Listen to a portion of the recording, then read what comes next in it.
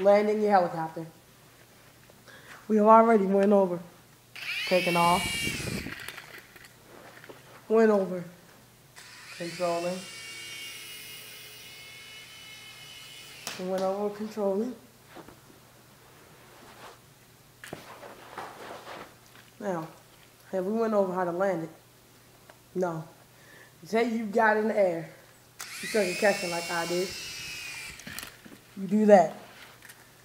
That may be a $19 helicopter, anywhere from 19 to anywhere over 100, broken on the floor. Now don't you feel like you just messed up something that cost a lot of money? May have been your last helicopter for another month or two. You don't want that to happen. You want to keep it for about a year or two if it works then. This is what I would do if you're landing. Take it easy for one. Don't do that. Do this. Oh man. Do this. I mean, yeah, not perfect, but do this maybe.